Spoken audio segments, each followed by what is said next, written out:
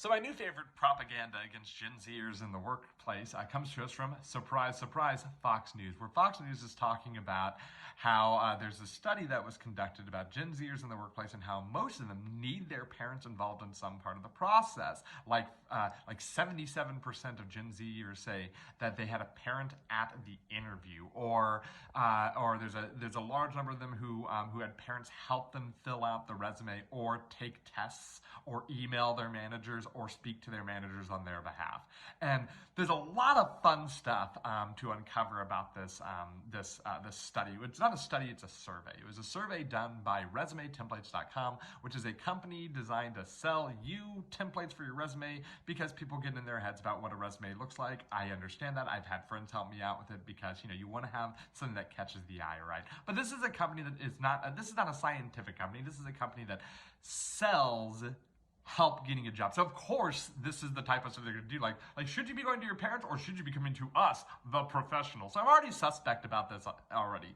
But also, this is a study, a survey, that was conducted over 831 people that came to the website to take the survey. They weren't hitting the streets. These are people who were coming for help already, being asked, basically, what sort of help have you asked for before, right? So it's like, this somewhat skews the results on this very small sample size. 831 is not a lot of people for a broad sweeping survey of all of Gen Z.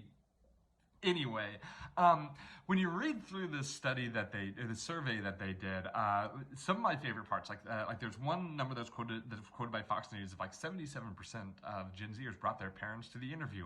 But what Fox News isn't saying is that the survey counted Gen Zers whose parents gave them a ride to the interview. Now, I heard one guy who said, well, why are 18-year-olds getting rides? But this brings me to the second thing that I find most interesting. We don't get to see in the survey the questions that were asked. And what I want to know is, was the Gen Zer who had to have a full-time job, and that's the only stipulation that we, reading the survey, know that they had, is that the person had a full-time job, were they told, do not talk about anything before the age of 18, right? So for instance, if an 18-year-old is filling out this survey and they are asked, has a parent ever been involved in in your interview? And they say, they think to themselves, well, yeah, when I was 15, my parents gave me a ride to the interview. It's like, well, the survey's going to count that, right? Unless they were directed not to, which we don't know if they were. And that would absolutely skew the results of all of this. It's really funny.